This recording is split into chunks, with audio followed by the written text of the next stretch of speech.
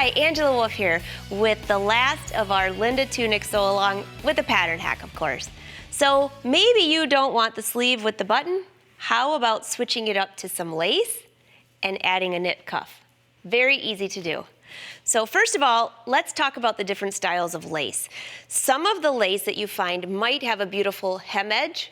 That's perfect. You can just take your sleeve pattern, which I have here, and you're gonna want to add maybe 1 or 2 inches because the lace usually hangs a little bit lower. So measure from your shoulder to your wrist, or however long you want the edge of that lace, because remember, you're not going to be hemming that. And all you'd have to do is add that length to the bottom of this pattern and cut that out of lace using this as the hem. Here's another example of a beautiful finish on the end. So 2 ideas. But very common, you might find some lace that does not have that finished edge.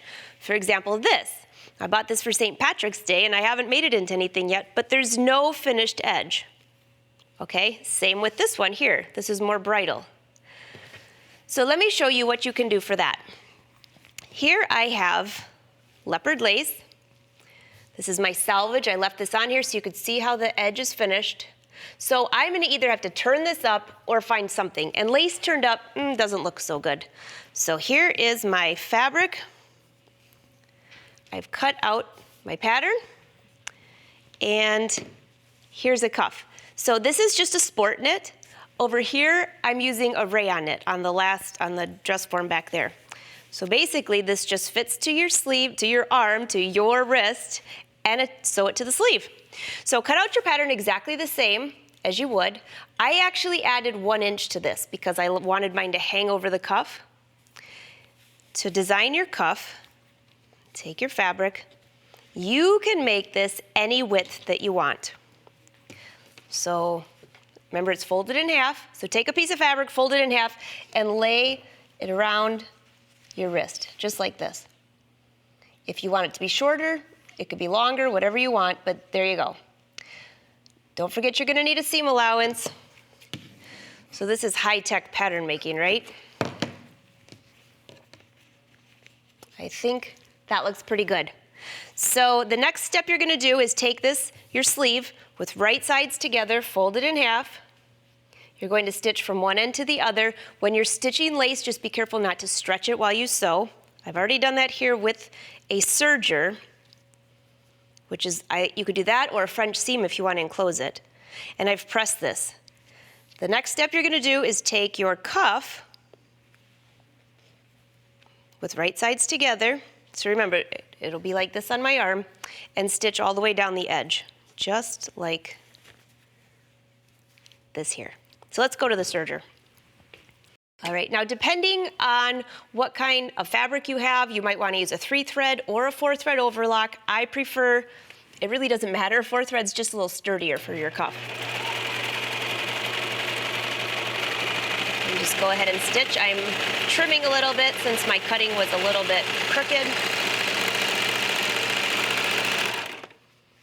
And there you go.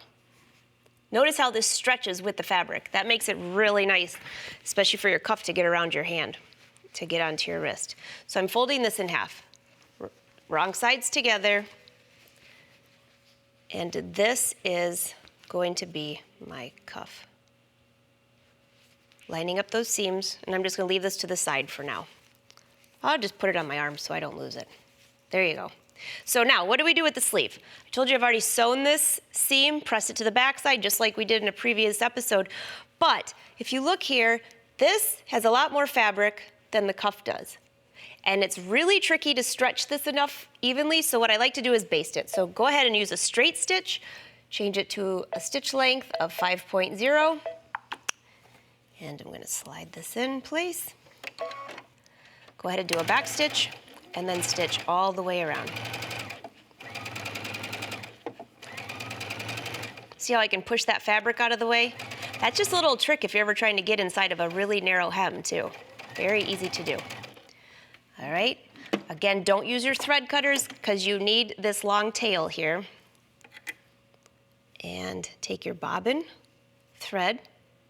Now I used a contrasting thread, which is white, but you can just barely see it on that lace. Maybe I should have used yellow, but hopefully you can see that. Give it a little pull, and it will evenly gather around your sleeve. If you didn't do a back stitch at the beginning, the whole thing will pull out and you have to do it over, so trust me, I've been there.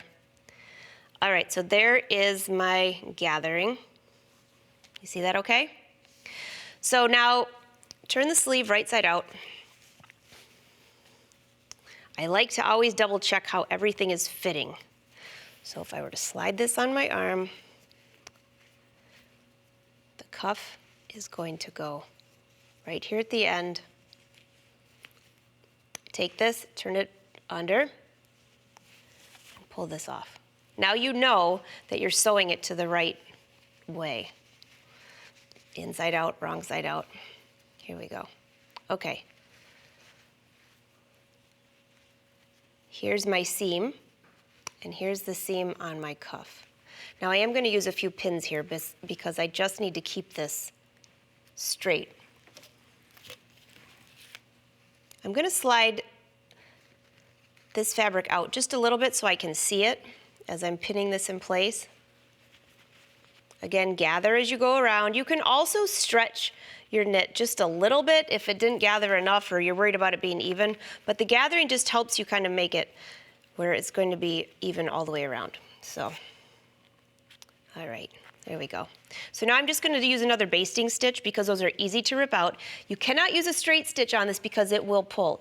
If you don't have a serger, we're going to do the basting stitch first, and then you're going to use a zigzag stitch, and that will be your final stitch. So again, I'm using a basting. Let's go ahead and attach these. Why do I baste it first? Well, because if for some reason it gathered wrong or the fabric folds, have you ever tried ripping out a serging stitch? It's a lot of fun, trust me. So this actually, if something gets screwed up or it doesn't look right, it's easy to rip out. All right, go a little bit further. And again, I'm stitching, this is the wrong side of the fabric.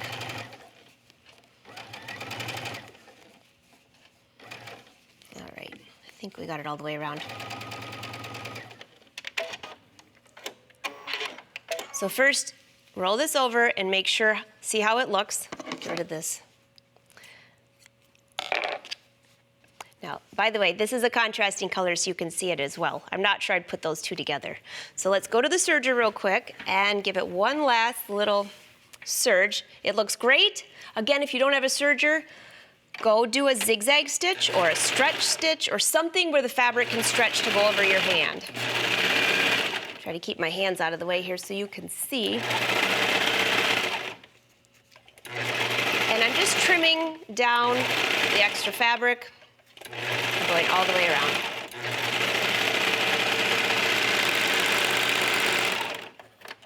Chain off, and let's see what this looks like.